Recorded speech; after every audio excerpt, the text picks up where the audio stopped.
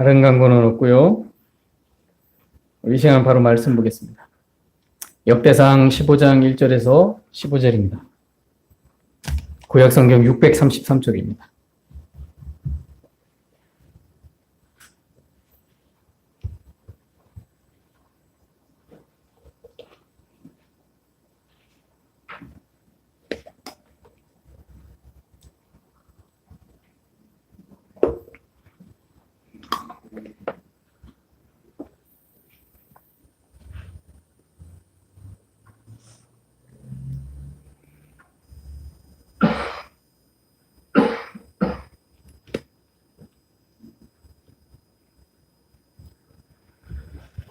다 찾으셨으면요, 우리 한 절 한 절씩 교독하겠습니다.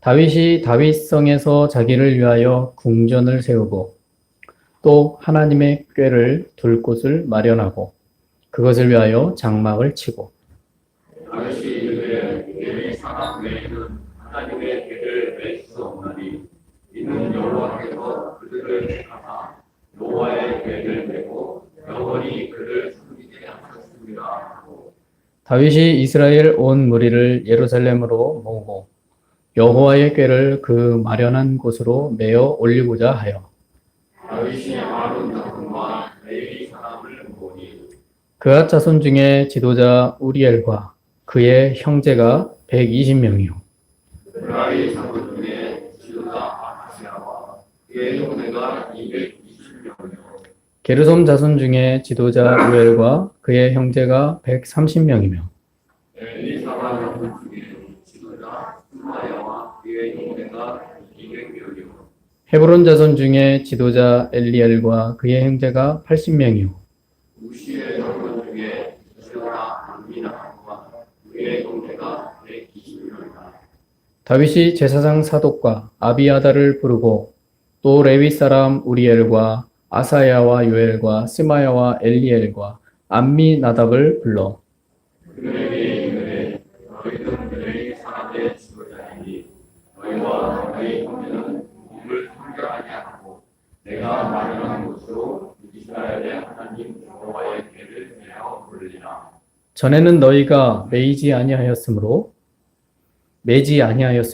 우리 하나님 여호와께서 우리를 찢으셨으니 이는 우리가 규례대로 그에게 구하지 아니하였음이라 하니 이에 제사장들과 레위 사람들이 이스라엘 하나님 여호와의 궤를 들고 올라가려 하여 몸을 성결하게 하고 다 같이 읽겠습니다.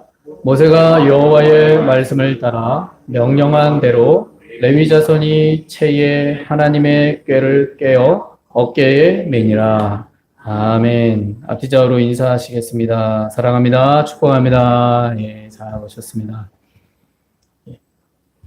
오늘은 꾀를 메어 올라가라 라는 제목으로 말씀을 나누도록 하겠습니다.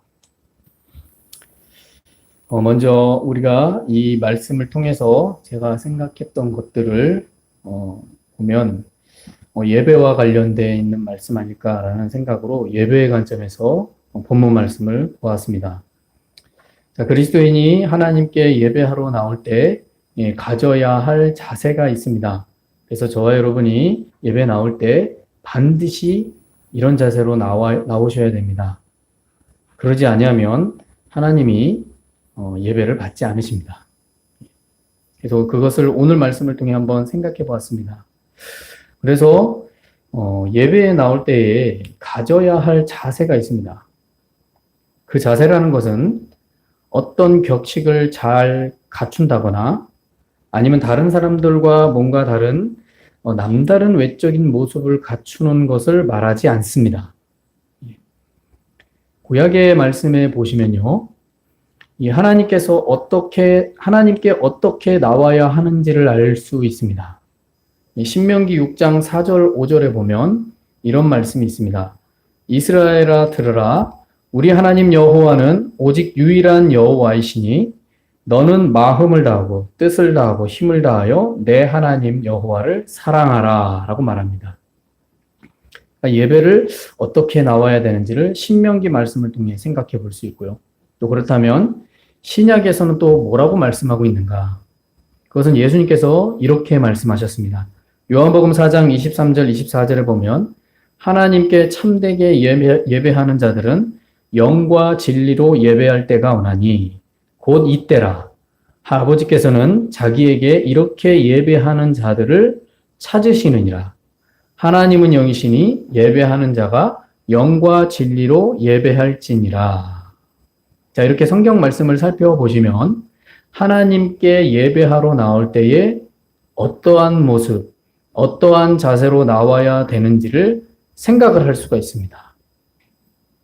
이런 예배자를 하나님이 지금도 찾고 계시다라는 거예요.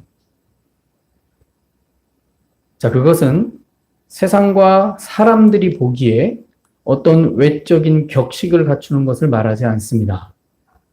또한 그럴듯하게 보이는 모습으로 나오는 것도 아닙니다. 오히려 하나님께 나올 때는요, 주신 말씀을 따라야 하는 겁니다. 주신 말씀을 따라야 하며 또한 사람의 마음 중심을 담은 모습으로 하나님께 나와야 된다라는 사실을 말해주는 것입니다. 그래서 구약의 말씀에서는 하나님을 사랑하는 모습을 담고 있는 마음을 다하고 뜻을 다하고 힘을 다하는 모습으로 나와야 된다라고 말씀하고 있고, 신약 말씀에서는 예수님께서 영과 진리로 예배하는 자가 되어야 한다고 말씀하고 있습니다. 자, 이 두 말씀의 가르침은 전혀 다른 것이 아닙니다. 오히려 하나님을 사랑하는 마음으로 예배에 나오는 사람이라면 마땅히 하나님을 사모하는 마음을 담고 나와야 된다는 사실을 보여주는 것입니다. 생각해 보십시오. 하나님 사랑하는데 예배 나올 때 마땅히 하나님 사모하는 마음으로 나오지 않겠습니까? 사랑하지 않는다면 나오지 않습니다. 그러므로 하나님께 예배에 나오는 것은 어떤 외적인 격식이나 또 그럴듯한 모습을 갖추는 것보다 무엇보다 더 중요한 마음 중심을 먼저 담고서 나와야 되는 겁니다. 그 안에서 하나님의 영과 진리로 예배해야 한다라는 것을 신약 성경을 통해서 우리에게 말씀해 주고 있는 겁니다. 그래서 우리는 믿는 자의 예배가 어떠한 예배가 되어야 하는지를 생각할 수 있는 것이죠. 특히 오늘 말씀을 보면 사람이 하나님께 어떻게 나와야 되는지를 알려주고 있습니다.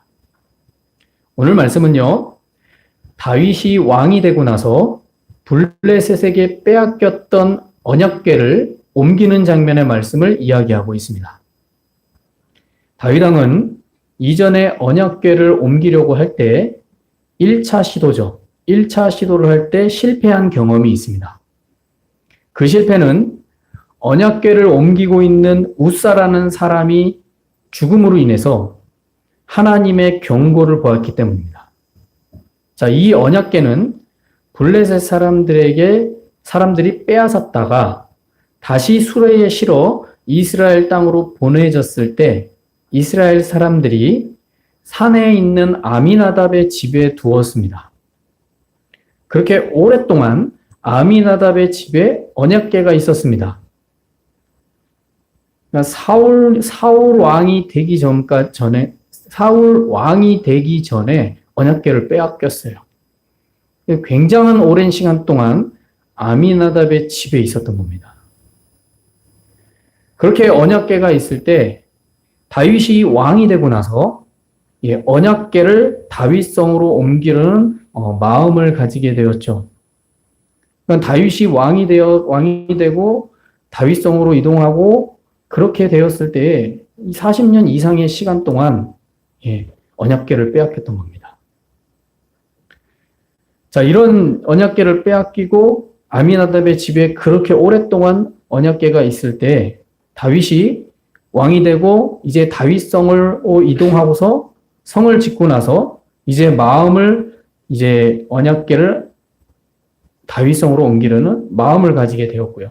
그래서 아미나답의 집의 사람 우사와 그 다른 사람들과 함께 언약궤를 수레에 실어서 옮기다가 이 우사가 수레가 흔들리는 것을 보고서 손으로 그 수레를 잡았다가 하나님에 의해 죽임을 당하는 일이 벌어진 겁니다.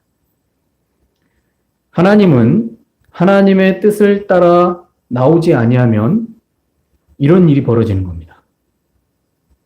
그리고 우사는 언약궤를 옮길 만한 자격을 가진 사람이 아닙니다. 오직 제사장, 레위 사람들만 자격이 있습니다. 어느 누구도 다른 지파 어떤 사람도 이 언약궤를 옮길 자격이 있는 사람들은 단 한 명도 없습니다. 근데 우사가 그렇게 기쁨으로 옮기려고 했겠죠. 그러다가 수레가 흔들려서 그 수레를 잡았다가 그 자리에서 즉사했습니다. 그것이 벌어진 겁니다. 그래서 언약궤를 옮기는 것을 그 자리에서 멈췄습니다. 그리고 주변에 있는 가까운 오벳에돔의 집에 옮겨 놓았습니다. 그리고 언약궤가 오벳에돔의 집에 3개월 동안 머물게 되었고, 그때 하나님께서 오벳에돔의 집과 그의 모든 소유에 복을 내리셨습니다. 역대상 13장 14절에 보면 하나님의 궤가 오벳에돔의 집에서 그의 가족과 함께 석 달을 있으니라. 여호와께서 오벳에돔의 집과 그 모든 소유에 복을 내리셨더라. 우리가 기억해야 할 것은요, 오벳에돔은 이방인입니다. 블레셋 사람입니다. 그런데 하나님을 믿는 신앙이 된 거죠. 근데 이방인인데 블레셋 사람인데 거기에 언약궤가 들어간 거예요. 그런데 그럼 언약궤가 이방인에게 갔을 때 어떤 일이 벌어졌습니까? 재앙이 벌어졌습니다. 그래서 블레셋 사람이 빼앗았을 때, 블레셋 진영으로 들어갔을 때 블레셋 진영에 전염병이 돌고 수많은 사람들이 죽어나갔어요. 재앙이 일어났어요. 그런데 이상하게 이 블레셋 사람 오벳에돔의 집에 언약궤가 가서 3개월 동안 있는데 블레셋 사람입니다. 그런데 하나님을 믿는 사람이 되었어요. 근데 그 집에 하나님이 복을 내려주시는 거죠. 자, 이렇게 하나님께서 오벳에돔의 집에 복을 내리시는 것을 본 이 다윗 왕은 다시 언약궤를 다윗성으로 옮기려는 준비를 하게 됩니다. 그렇게 2차로 언약궤를 옮기는 장면의 말씀이 오늘 말씀입니다. 자, 다윗 왕은 2차로 언약궤를 옮기려고 할 때 처음 언약궤를 수레로 실어가지고 옮기는 것이 문제였다라는 것을 알았습니다. 그전에는 몰랐던 것이죠. 예. 하나님의 언약궤를 옮기는 게 그냥 기뻤던 거죠. 누구나 이런 상황이면 다 기뻐할 수 있을 겁니다. 하나님을 사모하는데, 하나님의 임재를 상징하는 언약궤를 옮기는데, 옮기는 방식이 있다는 걸 누가 생각할 수 있겠습니까? 그래서 수레로 옮기는 것이 문제였다는 걸 나중에서야 안 겁니다. 그래서 다윗은 언약궤를 옮길 자격을 갖춘 이 레위 사람들과 제사장들을 준비를 했고요. 그들이 언약궤를 어깨에 메어 올리고 옮겨야 함을 알았습니다. 그래서 2절에 보시면 다윗이 이르되 레위 사람 외에는 하나님의 궤를 맬 수 없나니 이는 여호와께서 그들을 택하사 여호와의 궤를 메고 영원히 그를 섬기게 하셨음이라 하고, 그러니까 언약궤를 옮길 때는 레위 사람들이 어깨에 메고 옮겨야 되는 겁니다. 이게 하나님이 정하신 법이에요. 구약에서. 어느 누구도 수레에 실어서 옮겨서도 안 되고 어느 누구도 어깨에 매도 안 됩니다. 오직 레위 사람들만 메어서 옮길 수 있습니다. 그래서 구약 성경에 보면 언약궤를 옮기는 것은 레위 사람인 제사장들이 옮기게 되어 있습니다.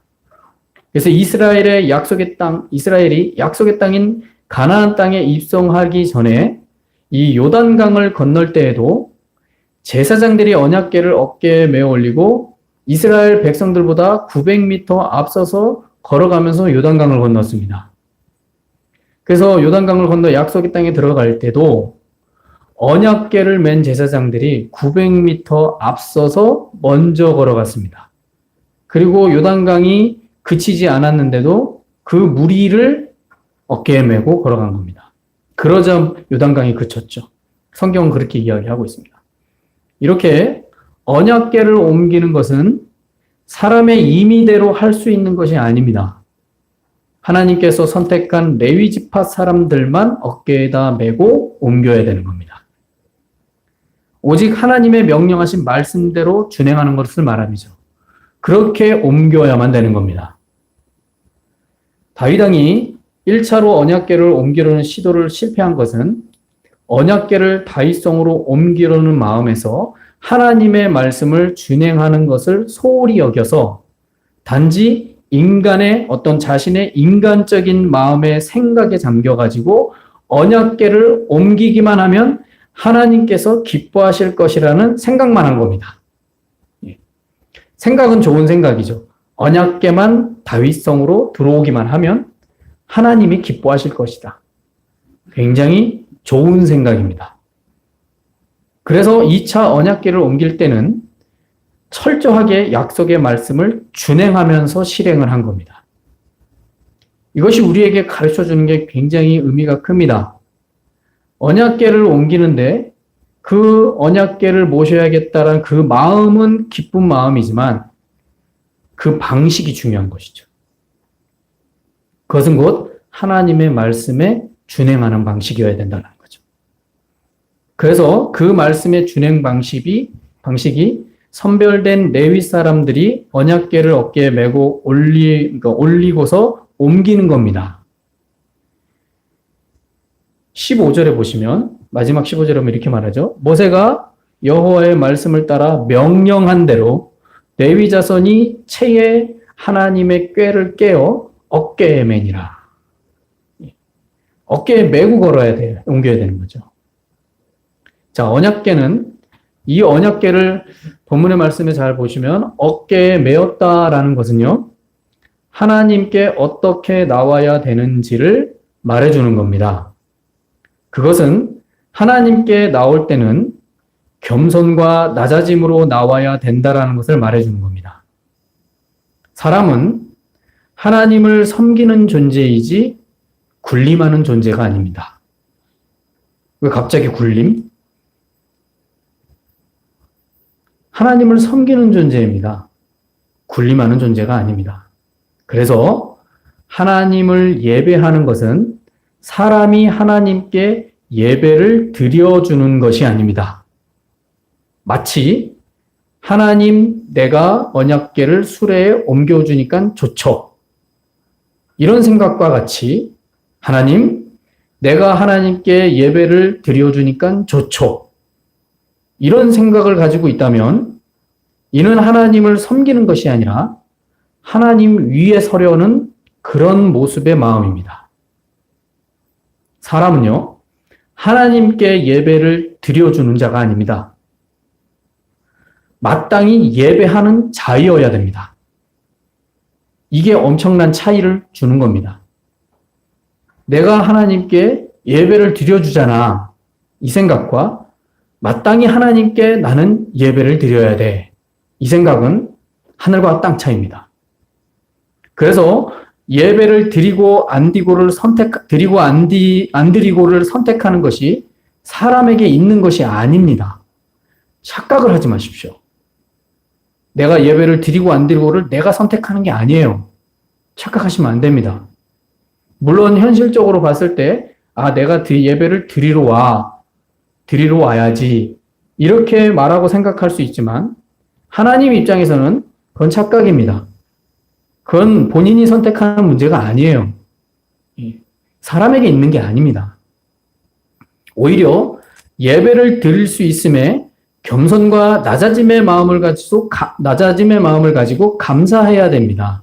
오늘 레위 사람들을 보십시오. 언약궤를 어떻게 옮깁니까? 어깨에다 매요. 어깨에다 맨다라는 것은 뭡니까? 당시 고대 사회에서 어깨에다 메고 옮기는 자는 왕입니다.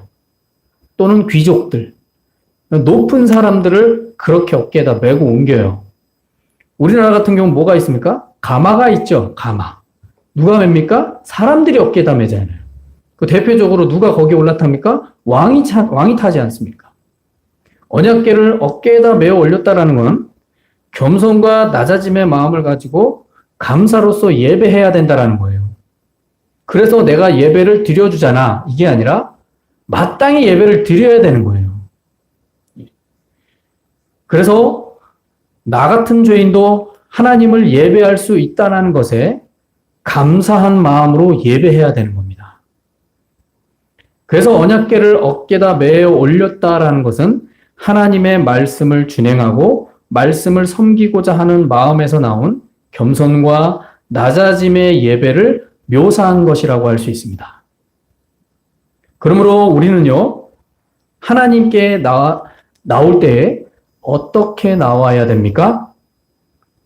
주님을 어깨에 메어 올리듯이 섬기는 마음으로 겸손과 낮아짐의 모습으로 예배하는 예배자가 되어야 된다라는 것입니다. 이걸 잊지 마셔야 됩니다. 그래서 우리가 예배에 나올 때 내가 예배를 드려주잖아. 그런 오만한 생각을 하시면 안 됩니다. 그것은 하나님이 그 사람의 예배를 단 한 번도 받지 않으신다라는 증거입니다. 어떻게 해야 됩니까?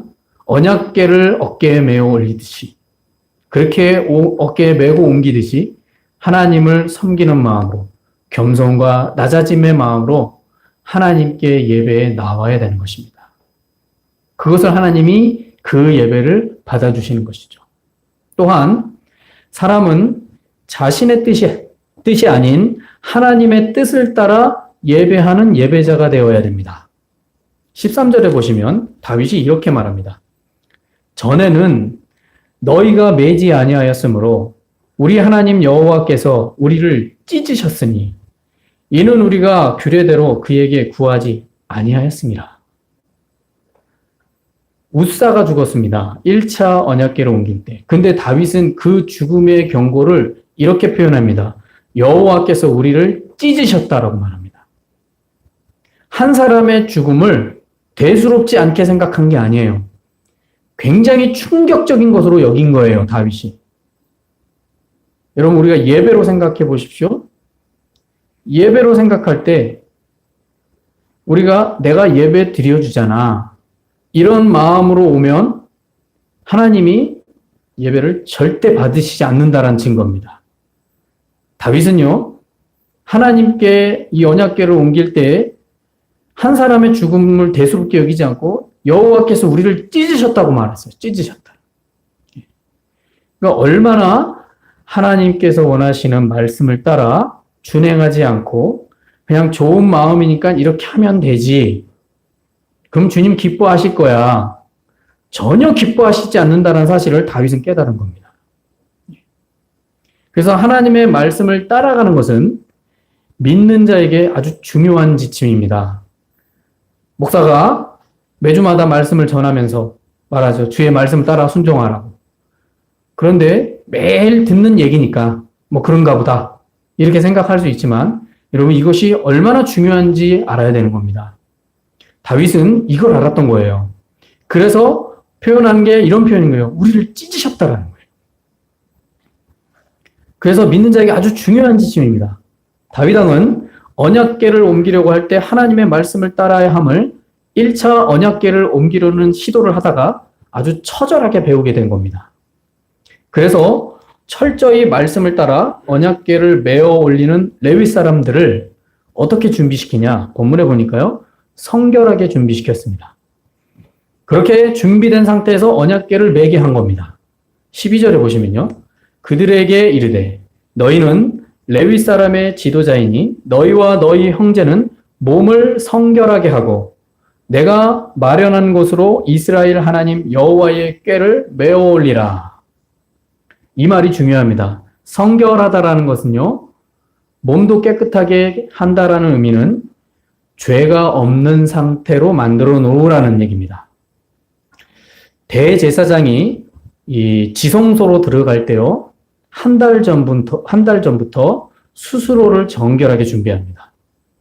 더러운 것을 손대지 않고 매일 목욕 제기를 하고 자신이 혹시 하나님 앞에서 흠결 있는 죄의 모습은 있지 않나라는 것을 끊임없이 살펴요. 그래서 지성소, 언약궤가 있는 지성소로 들어가기 전에 한 달 전부터 그렇게 성결하게 준비를 해요. 왜 그러냐면 죄의 흠결이 있는 상태로 지성소로 들어가면 그 자리에서 죽습니다. 그래서 대제사장이라 할지라도 1년에 한 차례 들어가는데 그 한 차례 들어갈 때 한 달 전부터 그렇게 자기 자신을 마음과 그런 죄의 모습들을 성결하게 준비를 해요. 안 그러면 들어갔다가 죽어요. 안 그러면 들어갔다 죽는다니까요.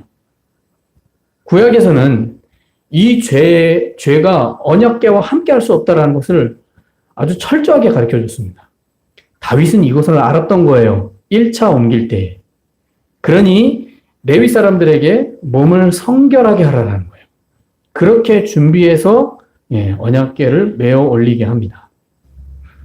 이 사실을 볼 때, 자, 오늘 말씀처럼, 오늘 말씀 빗대어 봤을 때, 하나님께 예배할 때도 마찬가지입니다.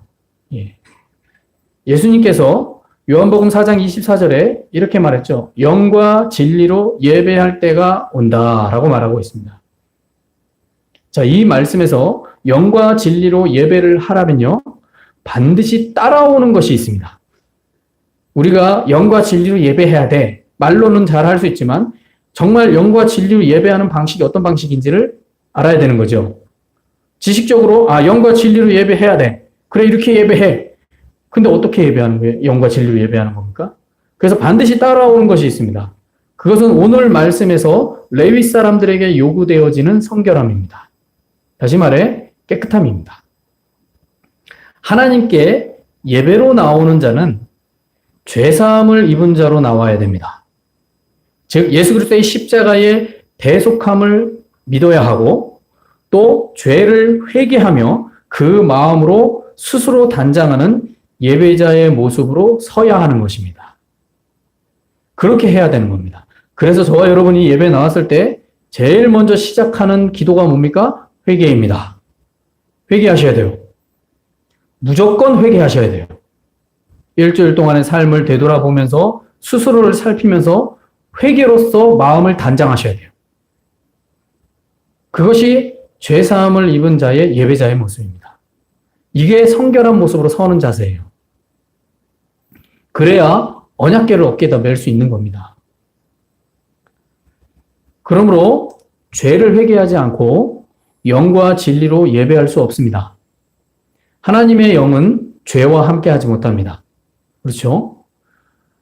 깨끗한 것과 더러운 것이 어떻게 함께 공존할 수 있겠습니까? 성령과 죄는 함께 공존할 수가 없습니다. 그래서 영과 진리로 예배를 하려면 무조건 회개부터 하셔야 됩니다. 이게 전제 조건이에요. 몸을 깨끗하게 입는 거 아니에요. 뭔가 그럴듯하게 사람들에게 잘 보여지는 어떤 구색을 갖추는 걸 말하지 않습니다. 정말 중요한 거는 영과 진리로 예배하고 싶으시면 무조건 죄를 회개하셔야 됩니다. 그렇게 죄의 문제가 해결되지 않고서 성령이 함께하는 영과 진리로 예배하는 것은 거의 불가능하다. 아니, 거의가 아니라 아예 불가능한 일입니다.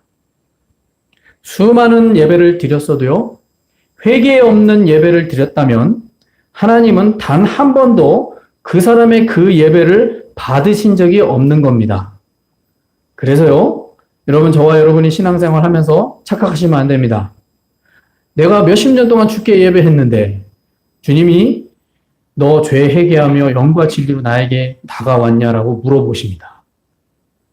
만약 그런 예배를 드린 적이 없다면 수십 년 동안 그렇게 예배를 드렸어도 이런 예배자의 모습을 서지 못했다면 단 한 번도 하나님께 온전한 예배를 드려본 적이 없는 사람입니다. 그래서 본문에서 말씀을 통해 우리는 배워야 되는 거죠. 언약궤를 어깨로 올려 매려면 성결해야 됩니다. 우리가 하나님께 예배할 때에 온전한 예배로 하나님께 영광 돌리고 영과 진리로 예배를 하시려면 회개하셔야 됩니다. 철저한 회개를 통해 정말 내가 잘못을 했든 안 했든 또 나 죄가 생각이 안 나. 하나님께 기도하십시오. 죄가 떠오르게 해달라고. 죄의 모습이 떠오르게 해달라고 기도하십시오. 깨닫게 해달라고 기도하십시오. 1만 마디 방언으로 한 것보다 5마디 깨달은 말이 1만 마디 방언으로 한 것보다 더 낫다고 말씀하고 있습니다. 깨닫게 해달라고 기도하십시오. 그렇게 하나님께 회개하고 나올 때 하나님은 그 예배를 받으시는 겁니다.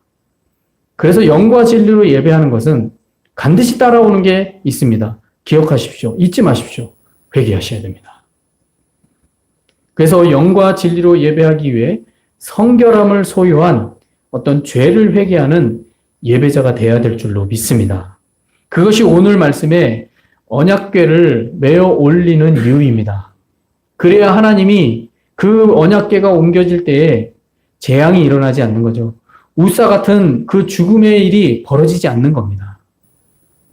우리는 오늘 말씀을 통해서 우리 그리스도인은 하나님께 어떠한 모습을 가지고 예배자로 나와야 되는지를 살펴보았습니다. 오늘 말씀의 이야기를 통해 레위 사람들이 언약궤를 어깨에 메어 올리듯이 겸손과 낮아짐을 가지고 성결하게 준비된 예배자가 되어야 될 줄로 믿습니다. 그래서 우리의 예배를 기쁘게 받아주실 그 하나님께 정말 섬기는 마음의 자세를 가지고 예배하는 예배자가 되어서 주께서 주시고자 하는 복된 삶을 누리며 살아가는 저와 여러분 되시길, 그렇게 아름다운 예배자가 되시길 예수님의 이름으로 축원합니다. 기도하시겠습니다.